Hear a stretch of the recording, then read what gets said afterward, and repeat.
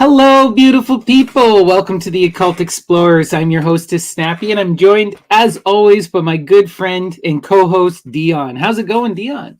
Life is good. We're still here. Right? We're still here, and we're back for part 2 of our conversation about piracy and Jesus. So, last stream was our 33rd kind of like episode spectacular. We had a bunch of people on. We had Neil and Ammon, and we started to get into the thick of it there, right? Got a little pretty wild. So I'm really excited to see everyone here today to come back for part 2. So we want to give a shout out to a bunch of people who are in the chat. So thank you again for coming and for always being early. Big shouts out to Kata, to John Gandy, to Buffy, to Ray, to Nikosmas, to Don't Lose the Heretic, to Chazgamondo, to the One True Chim. Thank you guys for showing up. I really appreciate it. Absolutely love you all. And this episode, we're going to get pretty dark, eh, Dion? Yeah, well, continuing from last week, because our co-host brought up some good points that we're going to explore some of that there. Gnostic, because he did a really great video about Dionysus. Right. So we'll bring up that today, a little bit of that today as well. Yeah, and just as always, we want to give everyone our little warning here. We're just exploring ideas. We're going through various religious thoughts, various religious schools. We're trying not to pass judgment. People believe this about Christianity. This is a real, truly held idea. And we're just exploring that and what it actually looks like. It's up to you if you want to take this as fact or fiction. We're not here to color that in any way. But we also want to give trigger warnings.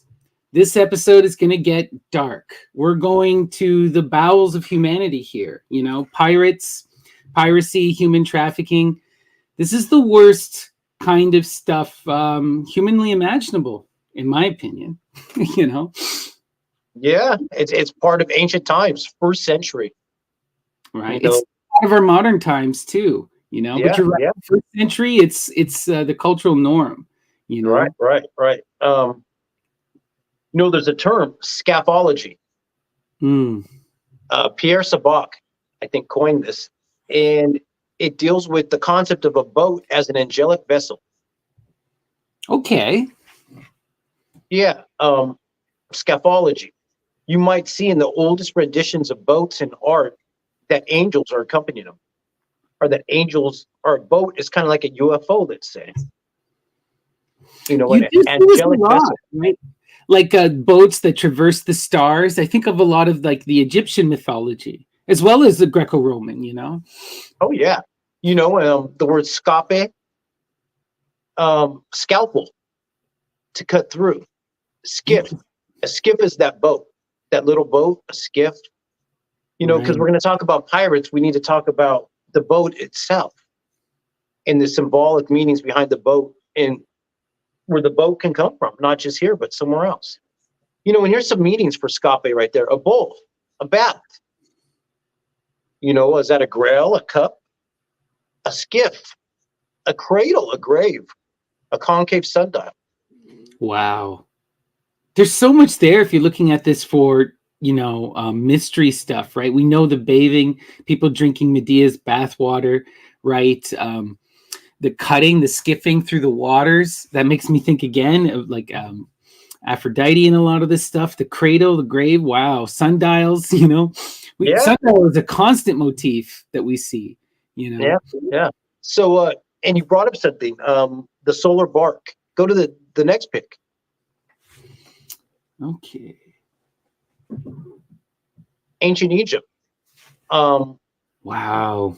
Part of the theology of the sky, the astrotheology deals with boats. The solar bark. Right. So this is the goddess Nuit, right? The night extending over the boat. That's so wild. That's amazing. And then it looks like that's Horus there. Yeah. You could have all the different heroes on there. You see Osiris. Right. You can see by the crown. He has the mixed crown and his different scepters. But go to the next pic. Vikings. So it's not just birth, but also death as well. I know you're familiar, and a lot of the people in the audience are familiar with the Viking funeral.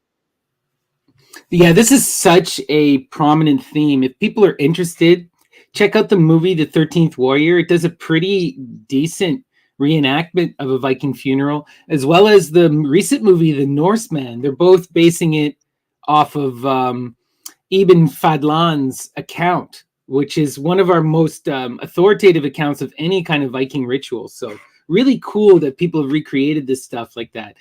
And we know like this would be done for great men, for kings, and they would burn usually horses, gold, and sometimes their wives, who were said to accompany them into the stars. And this boat was supposed to help them traverse the Rainbow Bridge to get into Asgard, right? Love it, love it. So yeah, that's Skaphology right there. Right. How boats connect us to the stars. And it's also interesting, like, just Vikings are kind of pirates, right? Like, you know, they're not that much different. and navigating by the stars, connecting us to the stars. Hit the next pick. We'll get into some ship terms. Maritime. The word Mary, Stella Maris, the ocean, de la mer. That's the word, word Mary in some of the meanings besides beloved. Pirate terms, when you're going forward, that's dead ahead, mate. That's interesting. Your left side is starboard side because you were looking at the stars. Port side, you obviously get that because that's the port. It's where you would dock, yeah. Yeah. And some of these nautical terms, nautilus terms. So hit the next pick. Here's a navigational device. An astrolabe, right? Yeah. And you can see some of the terms in there. Limb, womb, mater. That's the womb of the mother. The elliptic ring. Wow. These words, they have meanings. The sea terms. We're traversing the stars, navigating the stars. Let's say, hit the next pick. Not. That's the first term, besides those other terms you saw, that maybe we'll explore. Indicating a person engaged in the navigation of a vehicle, especially one used for scientific investigation. An explorer, as well as a nautical mile is a knot. It's a unit of distance used by sailors when traveling on the seas. Right. Yeah, and those knots were because when you would drop your anchor or whatnot, you would count how many knots you would pass by to judge how fast you were going. You'd have these knotted ropes. Yeah. And so these terms, they deal with measures, units of measure, as well as some other symbolic meanings. So the first one, if we started with knot as a unit of measure and symbolic of being to explore, let's hit, then I don't hit the next picture, but I'll tell you what the next one is this fathom. The term fathom? Yeah, it's for going to the depths, right? And you measure fathoms, but to fathom is to understand. Right. So it's a unit of measure as well. So first you explore, the next you understand. Then the next sea term would be league. You know what a league is? Yeah, it's another distance. It's a measure of distance, right? 40,000 leagues under the sea. And So basically, first we not explore, we fathom, understand, and then we league to join. Now, once we join, we have different degrees. Our degrees are a measure or calculation, but also our level, as well as the course. Wow. And this course that we're on could be a route going somewhere, or it could be a curriculum, or it could be a ritual meal, or it could be two other words like off course when you're off course, or of course. And of course, you know what that means. Yeah, of So course. some of these nautical, yeah. So these are some nautical terms, you know. And when a ship has run its course, it will enter a dock. And when you go to court, you will enter a docket, and you would Interesting. declare the ship's manifest, the vessel's manifest. Right. It's manifest destiny. Yeah, Yeah, it's I'm just saying these terms. We're talking nautical terms. They deal with other things as well. They're also magic terms, like when you're right, like That is manifest. right. That is Everybody right. knows. So let's hit the next term, or hit the next picture. Oh, sorry. There we go. Boom, and we'll get into some other terms there. Le Jolly Rouge, The the Jolly Jolly Roger. Roger, and it was the Happy Red, the Jolly Roger. Before it became the skull, it was a series of flags that were used in conjunction as signals. And this is not back to first century AD. I'm showing you this just to illustrate sea terms and pirate terms, how they're connected. If pirates came up on you, they will put the black flag, meaning that if you give up all your treasures, you'll get quartered. Yeah. Safe passage. Like, we're just going to come take all your stuff and we'll let you go. But to a lot of people are like, nah, we don't believe them. They're going to kill us anyways. Don't trust them. They try to take off. And then they would raise the red flag, meaning, now we're going to kill you. Which evolved into the Jolly Roger there, which also is symbolic of the Cairo. If you know what the Cairo is, or what Constantine put on the shield.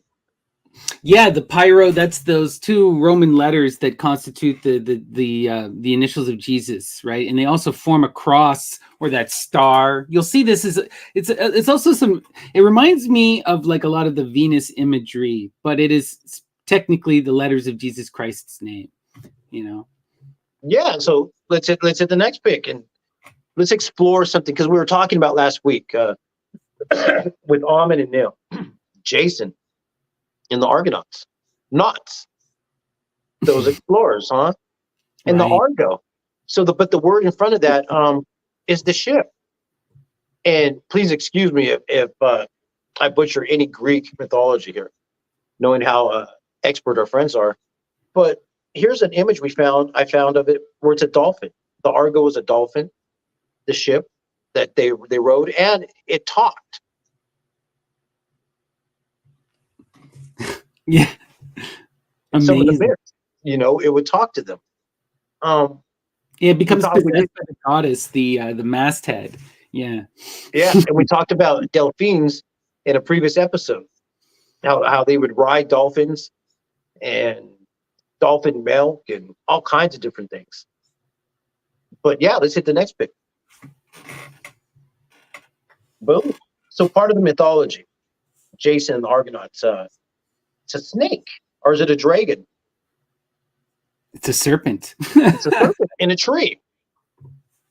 And the picture's cut off there, but you could see, I think that's Medea taming the serpent for Jason to steal the fleece. Yeah, that is right. So these mythologies are built in already in ancient times. The snake in the tree and these boats, and we'll start to see that. So let's hit the next pick. And to put this into context, this is considered like the oldest of the ancient Greek stories, Jason and the Argonauts. It's older even than Odysseus and the Iliad, and It's the first boat ride. They go on this trip to explore. It's the great expedition. I think one of the passengers is it Orpheus? Yes, Orpheus is one of the members of the Argonaut. He's one of the Argonauts. So this is where we'll talk about sea creatures, mermaids, reptilians, or what do you call them? Melusines, mermaids. What is it? Leviathan. Yeah, that's what they use in the Bible. These different terms, and they would sing these songs that would lull the sailors to their death. But Orpheus, he had the Orphic vox. And using his skills, he played some kind of music that calmed him. He played a counter melody, they say. Oh, a counter. Yeah. Tell us about this. It's kind of wild. Yeah, he's able to change their tune, But this story is always interesting to me, because it's not just Odysseus, right? Odysseus fights the sirens with his music, but Circe, after they leave the island from Circe tells them to be wary. The one thing she tells them of is to be weary of the island of the sirens, because you'll get eaten, you'll get killed. And what she tells them to do is, she says, for all your men, put wax in their ears, right? And then for you, have them tie you to the mast, to the ship's mast. And then you will get to hear the beautiful song. But have your men protect you from being driven mad and driven overboard to go live with them. Hit the next picture. Oh, there you go. Now, something interesting. Are they Melusine? On a lot of the original vases in Greece, they have wings. The sirens, even though they come from the sea, they have wings. Right. Well, Ammon brought it up in our last discussion. The harpies are not ugly. It's a misconception. The sirens are beautiful. Love it. So let's hit the next pick. But I just want to talk about this a bit, because Odysseus, like this idea of Odysseus tied to the mast. So this picture doesn't do it justice. In the book, it says he's tied at the crossway with his arms outstretched on the cross. And you will see Greco-Roman coins with this image, because this is really representative of some of the mystery and overcoming. It's representative of this overcoming of personal limitations and desire. Odysseus is the hero who can resist the sound of the harpies, where Orpheus has to fight back and the others have to clog their ears. Odysseus takes it head on, with the knowledge of Circe. And through a form of ritual crucifixion. Exactly, right? Like to me, what I see is the similarities between your personal desires and universal sin. So this is very reminiscent of Jesus Christ and his motif of being strung up on the cross to pay for the sins of the world, to be forced to go through this experience. Do you succumb to your desires? It's an ancient motif that well predates Christianity. Just saying. Boom.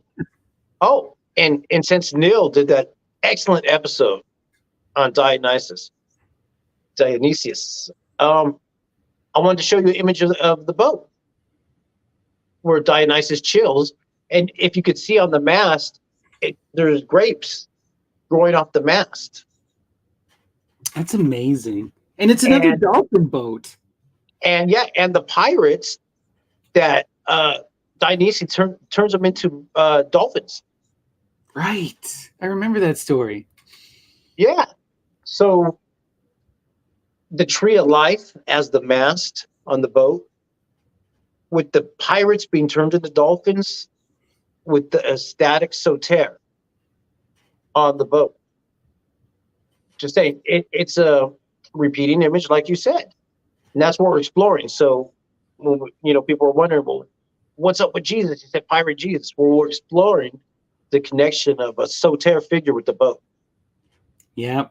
And we already know, so many scholars make the claim that Jesus and Dionysus are mimetic counterparts, that whoever is writing these biblical texts, they're either coming out of a Dionysian religion, or they are contrasting and are trying to steal followers from that Dionysian milieu, and they're casting Jesus in that imagery. He's even a better Dionysus than Dionysus, So, let's hit the next pick. Okay. And here's something I'm not an expert on, Anthea. It's Xenophon. You know who Xenophon is? An author who wrote Ephesian tales. Oh, that's interesting, because there's also Ephesians in the Bible. Yes. And this is people will say it's 2nd century AD, but other authors have said, no, this is 50 AD. Oh, wow. And it's very important. And in the story, it's Habrocomus, if I'm saying his name right, Habrocomus, and he's in love with this woman here named Anthea. And in this picture, there's representation of her. She's in the Artemis, let's say symbolically as Artemis, because you see the bows.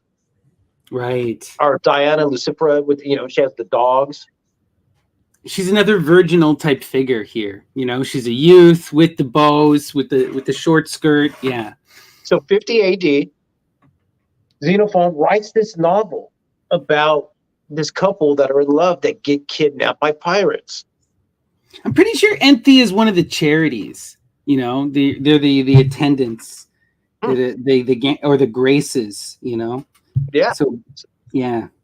So they're kidnapped by pirates. This young couple, and the locations that the pirates take them to are those same stops that Paul went to. Oh. And these are pirate stops. And at one point, the leader of the ship, Coriombos, falls in it means wild hair, Corimbos, if I, obviously don't say it right, falls in love with the Habocrombus, the young male. So the leader of the pirate ship falls in love with the male, and then his companion falls in love with the girl, Anthea. They separate them, take them to different pirate ports, which are the ones that Paul goes to. They're given hallucinogens, psychoactives. Some are hypnotic, some are to die. At a certain point, Abercrombus is crucified overlooking the Nile. And then he falls into the Nile and is rescued. Oh, wow. This story by Xenophon, I'm going to want to talk to Neil and Almond about this, because they obviously this is something they know about. And it's a pirate story involving crucifixion, Egypt, all these different pirate ports, hallucinogens. I'm not too familiar with this one. I'm going to have to do some digging too. That's wild. Yeah. And like I said, Corimbos falls in love with the lead character. And so there's homoeroticism, there's piratism, psychoactives, crucifixion, Egypt, Turkey, pirates. And this is written supposedly before 50 AD. Amazing. Is this a template? And so that's what I'm just saying. That's what it seems like. So let's hit the next pic. And we'll get into Otter Goddess, which is also a person that's at these different locations they go to. And since we're talking about mermaids, and we did an episode before discussing Otter Goddess. Yep, the Aphrodite of Palestine, right? She's there at Ashkelon. Yeah. And she has a son, Ichthus.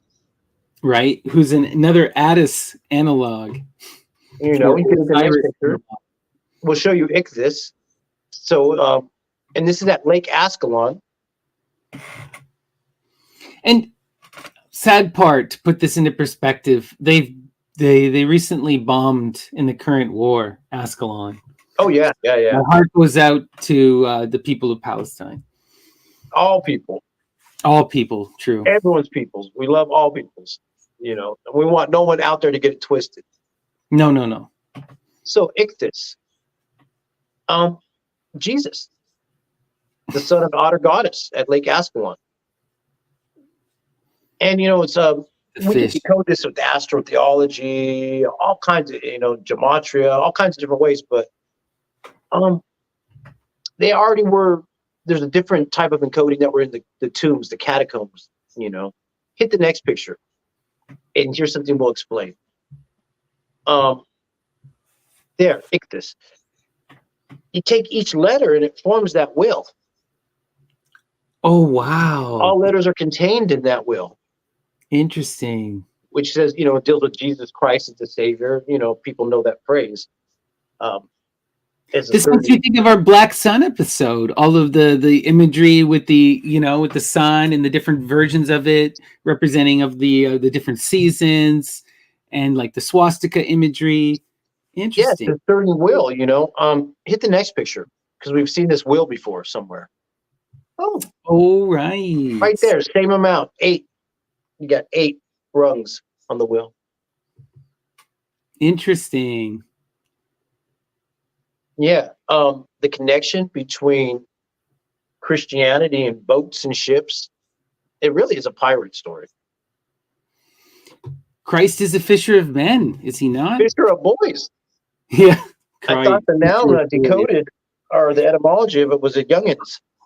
Just like the apostles all seem to be very young, from the ages of like 10 to 17. Lost boys, right? Lost boys, the same.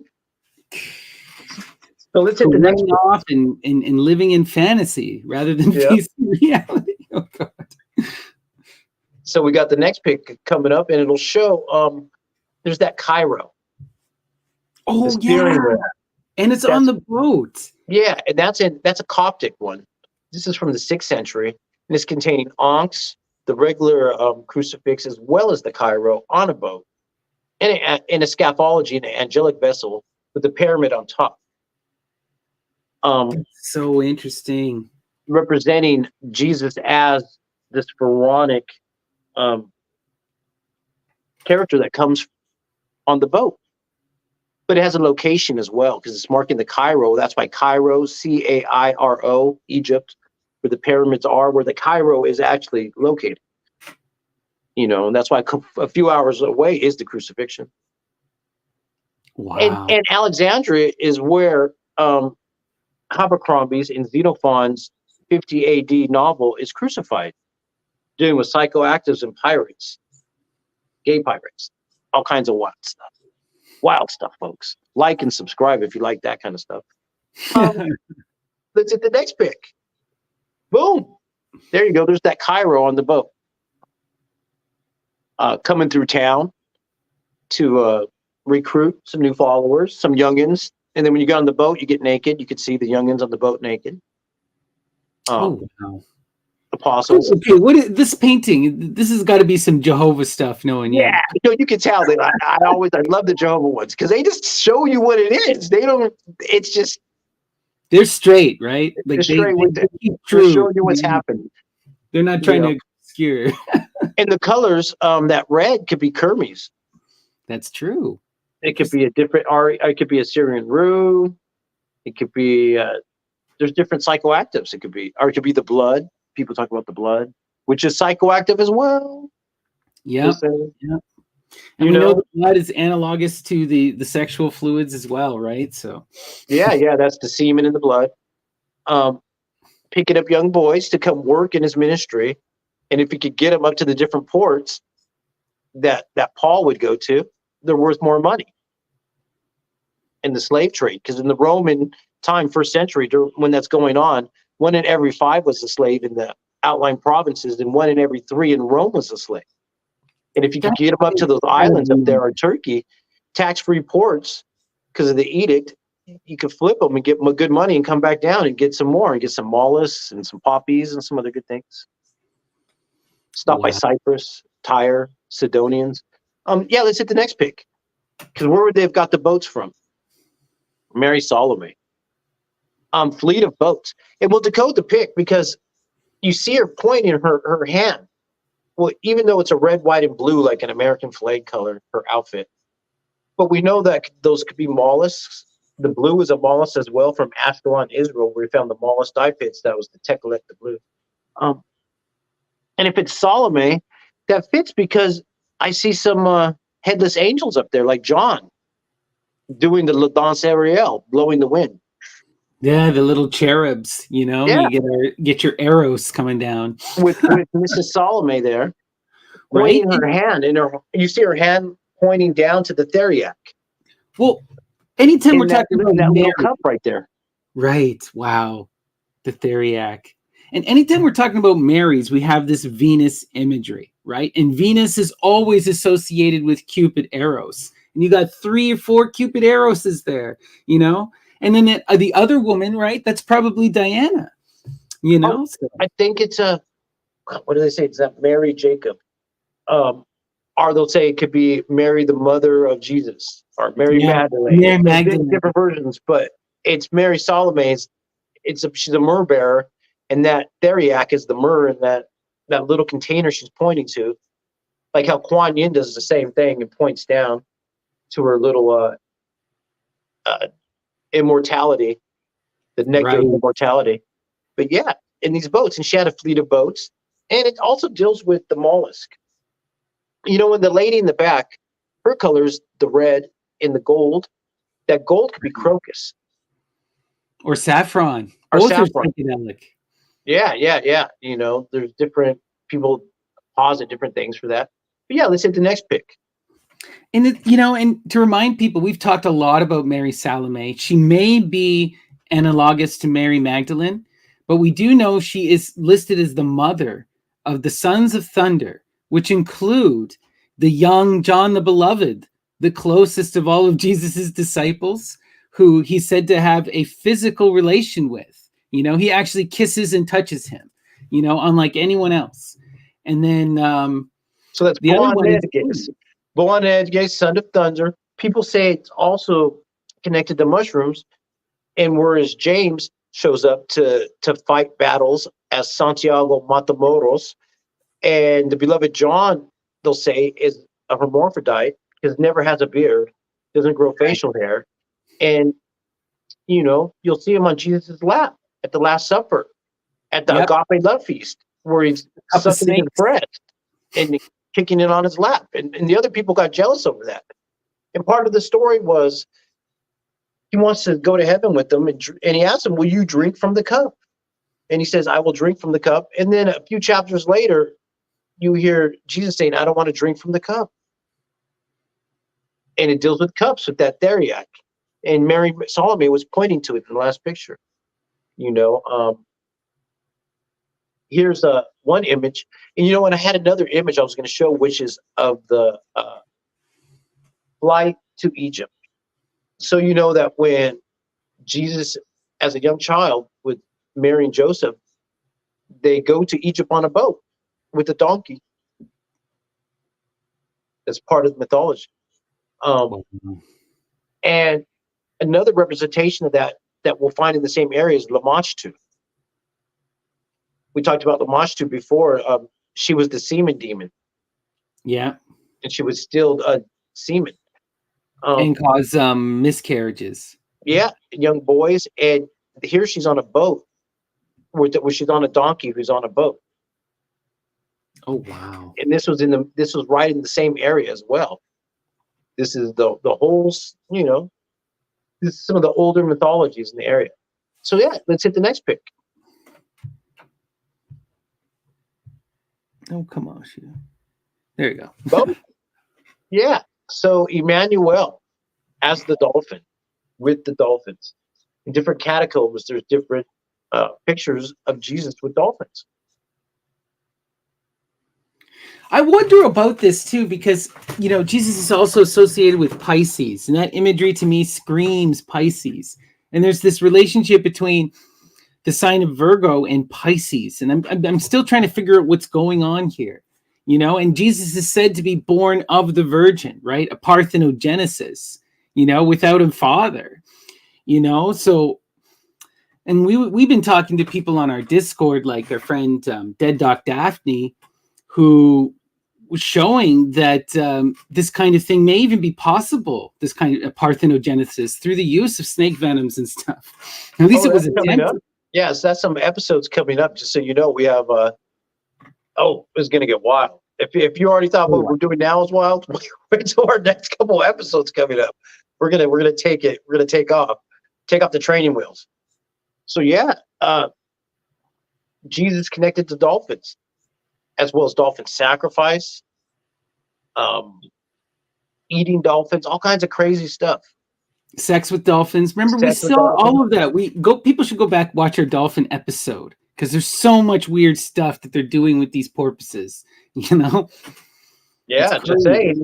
They would even ride them with spears and have battles. Yep. And dolphins will follow pirate ships, or all ships that follow you. And so there's lots of myths with pirates and dolphins. They're the helpers. They're good. They help the pirates, or they don't know they're pirates. They just think they're a ship.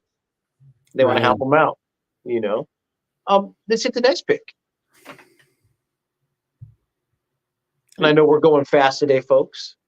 Appreciate you for coming. We showed this picture in the previous episode. where Jesus is being crucified in a nautical sense. On an anchor with a Yeah, on an moon at anchor, the top. you know, and this amulet on the right, which is contested and there's a lot of controversy around it, was found, and it says Orpheus Bacchus, where Orpheus is being hung in a nautical style with the moon on top with 7 stars dedicated to Bacchus. That's wild. Oh, wow. Just saying that. I mean, I didn't even prepare anything else after this. Like, if you don't get it with that, then I don't know what to tell you. Okay, this kind of connects everything because now you got the direct symbolism and Orpheus. Oh man, And he's crazy. being hung, and has the moon on top with the stars. 7 stars at that. The number 7, and the moon on top. It's cut off. But the star would be in it. It almost looked like the Islamic flag. You'd have the Palladian symbols. You'd have the 7 levels of 7. You have the nautical sail, the mast, the crucifix, the Dionysian, the Bacchus, the Orphic. Well, that symbol, right? That symbol of the moon in the new moon or in the waning moon with Venus coming forward. This is because, right? This is to show you when we go into those periods where the moon is at the darkest, Venus is the brightest object in the sky, right? That's an ancient goddess symbol.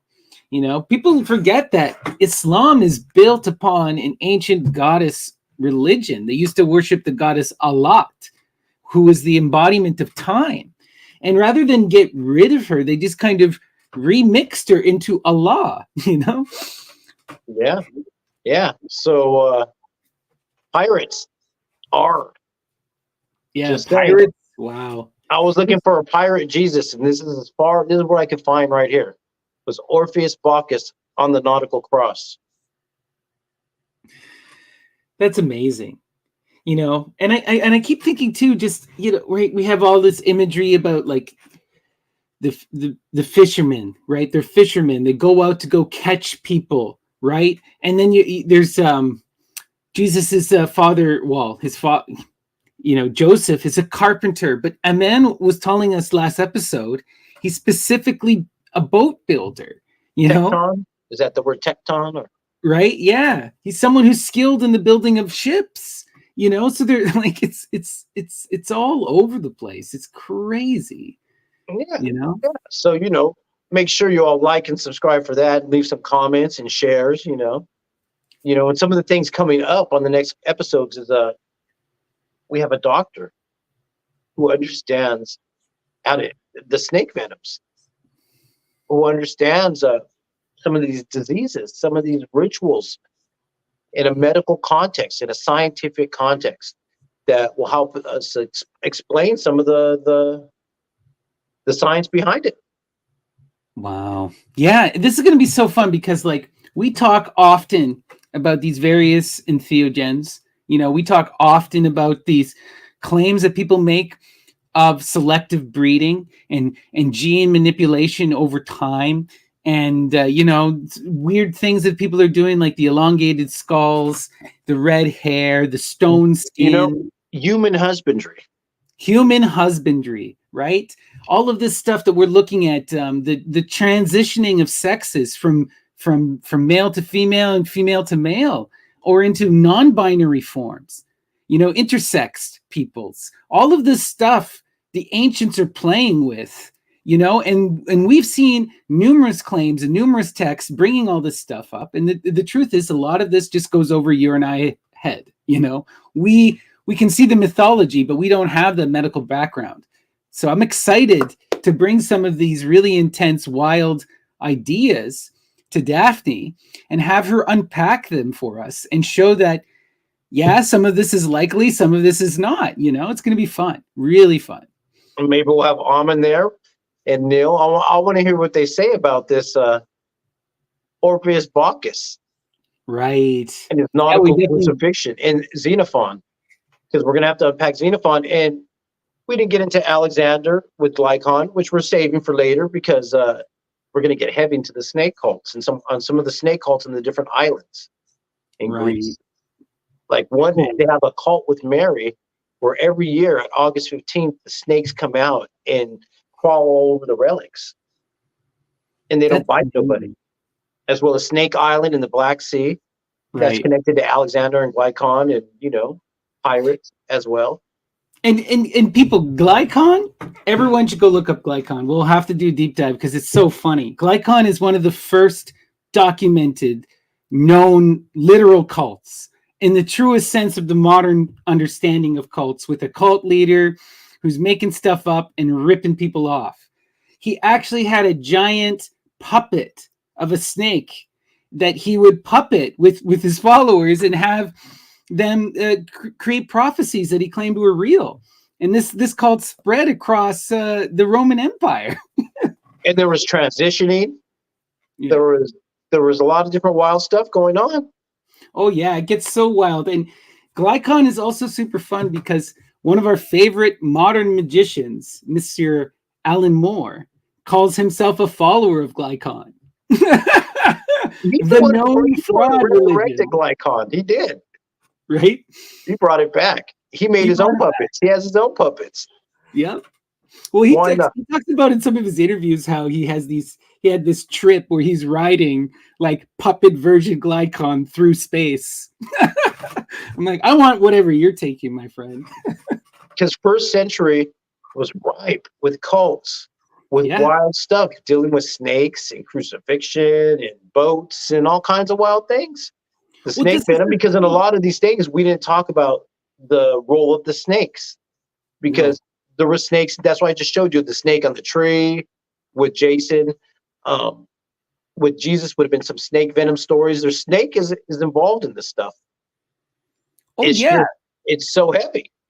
And it's like we're not just saying like Christianity is not the only piratical faith that's existing at this time. Like we're saying, Orphism and Dionysian cults are still prevalent at this time, right? Then there's Mithraism. There is the cult of Melkart, Heracles. There's all of these competing different groups that are all using. So it's like syncretized between Mithra, Dionysic, Apollo, Helios. You got all these ones they put together. Yeah. You get the popular, because you needed a state religion. At a certain point, the people of the state's like, well, we just need to put it all together. Whatever works, whatever just keeps the people paying taxes. Yeah. No, that's so true. And we cannot underestimate the intelligence of the Roman Empire and just the facts of how Christianity and its history have unfolded as a system of control.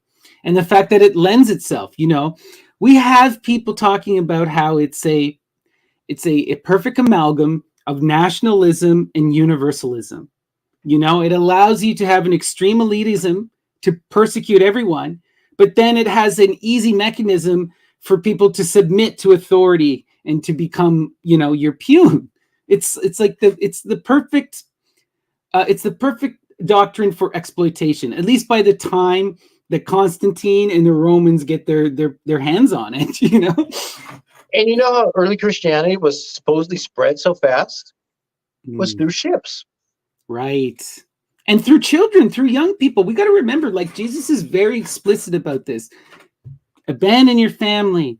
Abandon everything, your work. Give it all up and come follow me. Come hop on the ships and we're going to go preach the world. Like, what do the apostles do, right?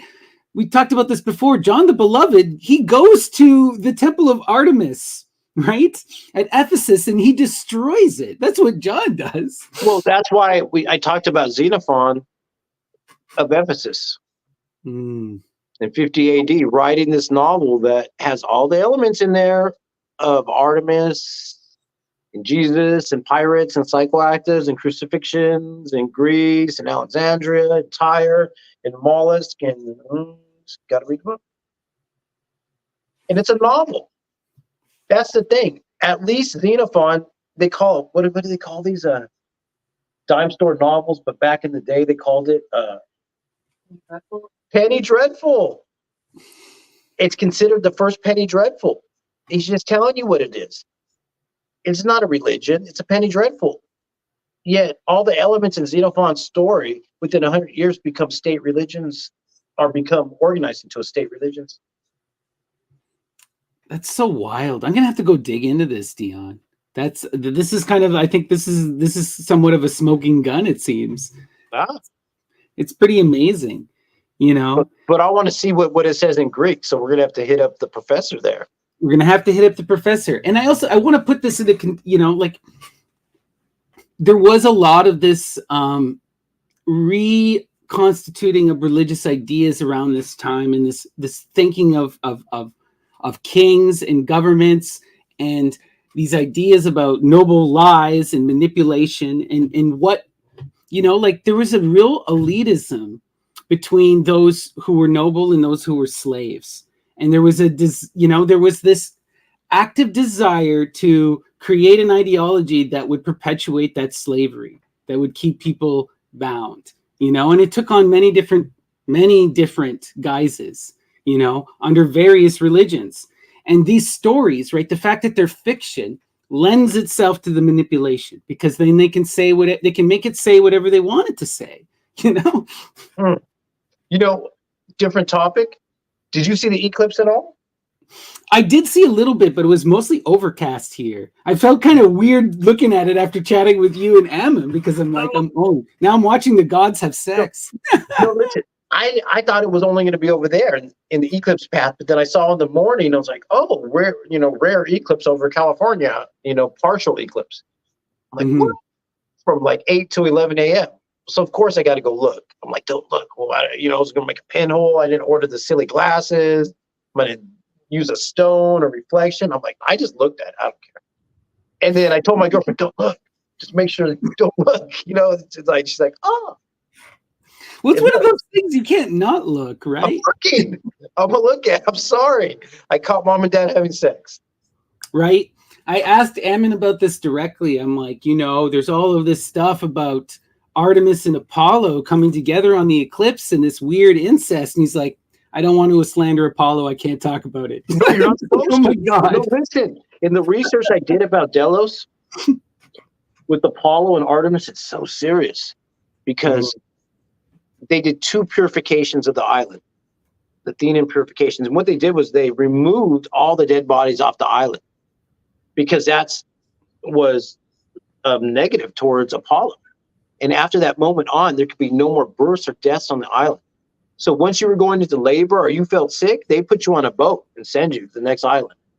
Oh, wow. Because because with Apollo, there's a certain thing, because it deals with time and it deals with the eclipse and it deals with this ethereal energy beyond time. And that's what we'll talk more about that with. Okay, so it's called Amen energy in terms of the Amen in Egypt. It's an ethereal dark energy that you can't see. That's present during the moments of the eclipse. It's a primordial matter that gives birth to life. And Emmanuel. We talked about Jesus, but Emmanuel, people can say, well, God is pleased, or it's the hidden God as well, that deals with the El, and that's why it's the El Elon at Delos, the island we're talking about, because it's beyond time. That's why there can be no birth or death there, because the island is beyond time, dealing with that moment of the eclipse time, that primordial matter. That's why they had the Temple of Baal, Anubis, Melkart, Isis, and Tate, a cave for Heracles. They synchronized Mithra with Apollo, with Helios, then Dionysic worship. Artemis temple was called the Artemision, and as well as they had a hippodrome for horses. They do horse races, sacred horse races on the island.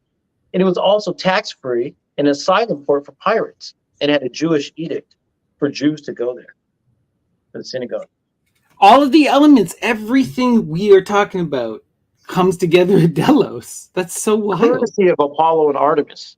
Right. And then Leto, touching the palm tree, which is built with the Melkart myth of the island and the palm tree, and the Quranic Mary, as well as the Bible with the tree going from the palm to the olive. Right. Yeah. There's so much to this too. And one other thing I wanted to talk about, because Ammon has talked about this a lot, there's always this mirroring and these twin dualities that you see within the Greek myths again and again and again, and in more than one way. We're talking about one, which is Artemis and Apollo, right? They're both light. One is the light of the sun, one is the light of the moon. One's the androgynous male, one's the androgynous female, you know, one spurns love, one seeks after love, you know. And but sorry, go ahead. What I was going to say, what's ironic in Xenophon's Ephesian tales, the story starts with the couple going to consult Apollo. They go to the temple of Apollo to consult the oracles there, right, to see what they should do. And it's at that point when the pirates kidnap them. Amazing. Apollo, but I also did as well. I wanted to talk about this mirroring that happens the other way between Dionysus, okay, and in Apollo are also a mirror. One is the chthonic, the natural world, the underworld, the earth. That's the Dionysus. And the other is the Olympian, the sun, right? And we see this again even with Diana and Hecate. You know, Artemis and Hecate is that underworld chthonic version, you know? So this, again, gets us into more pirates, more witchcraft. When you go to the chthonic side, you got Dionysus. It's even more explicit. But a lot of people don't connect Apollo and Dionysus or, you know, Artemis and Hecate, right? Well, in the Xenophon novel, she's turned into a form of Artemis, like I showed you in that picture. And as well, some people will posit that the will of Hecate looks like that pirate will. Amazing. I never thought about that. I'm just saying, I didn't make that shit up, but somebody did. That's so crazy. And again, right, we also see this evolution thing too, right? From Apollo to Hephaestus, from Artemis to Athena. You know, so there's even a refinement that happens. It's all of the deities in paganism in Hellenism are a lot more related than people think, you know, and that means that all of these cults, while they are distinct and separate, are also interconnected and interrelated, you know, through symbolism, right? Through astrotheology, through culture, through psychoactives, you know, through names, etymology. Yeah, you know, if you have eyes to see, ears to hear, it's the Orphic Vox. That's why I think it's the Orphic Vox. You know, and I'm not even big into that, but finally, that's what I kept researching. It's like, really, Orpheus Bacchus on the nautical cross with the moon and the 7 stars. You can't make that shit up. The and you know what's weird about the amulet? It's one of those cylindrical pendants. So you roll it to make the image. That's amazing. It's meant to be worn, and it's something that can be given. So I could take the pendant off and roll it onto clay or sand and make the image for you of the Orphic Bacchus Jesus on the cross, nautical Jesus. Right. And this, again, it goes back to that imagery of the child and the sun, right? That's really what the Dionysus myth is truly about, right? It's about the child seeking after the mother, like we see with Attis and Cybele. We see many, many different parallels with all of these, but it's always the same thing. Out of the cosmic womb is born the sun. You know? Yes, I didn't tell you that fish, if we would have turned it from sideways, it would have been the vulva. And that's the primordial waters of Mary. And we were talking about maritime and, you know, right. the Mary back to the sea, de la mer, Stella Maris. You know, and it also takes us to all of this stuff like, you know, a lot of the mysteries was about trying to create, you know, like there's so much in the mystery. People don't like to go here because it gets weird and gets dark. But we're going to be getting here with Daphne and the gene manipulation and the human husbandry type stuff, because there's all these implications. The mysteries keep talking about how they want to create the child to come. And the child to come is going to be a bigendered intersexed being, you know, neither male nor female, and even part animal. It's the next evolutionary step forward. something that was greater than everything that came before. That's some creepy, weird magic to do that. You know? Well, folks, that's a like and subscribe there, a comment and share. Join us next week. We're going to start, like I said, we're going to, not next week, but the following week, we might have the doctor coming on then and explore snake venoms to the next level. So next week, we'll set the stage and get into some of the folklore. Then the following week, we'll get into the science. Yep. So we'll give you the nitty gritties, and then Daphne will come help us unpack. It's going to be so much fun. So, any last words, Dion? Keep your head up. Stay blessed. We love everybody. Each side of the fence. Hatfields and McCoys. We love you all. For sure. I only mentioned Palestine because we're talking about Palestine. You know, peace and love. Oh yeah, I'm Palestinian. It's just what it said in my DNA. Part of it was when I got it back, and I didn't expect this. I was looking for some other stuff in my DNA. And 7.8% said Palestinian or Jewish or Druze. That's what it gave me the choice of. Interesting. So you're just from some kind of Israeli Palestinian minority. You know? Yeah, whatever. You're all cool. I love everybody. Everybody's equal. We're all here. We all got to love each other. That's all we got. Right. Every single life is worth sacrificing every single thing for. I like that. I can't say anything after that. Right. All right, everyone. Peace and love. Hail Satan. We'll see you next week. Take care, my friends.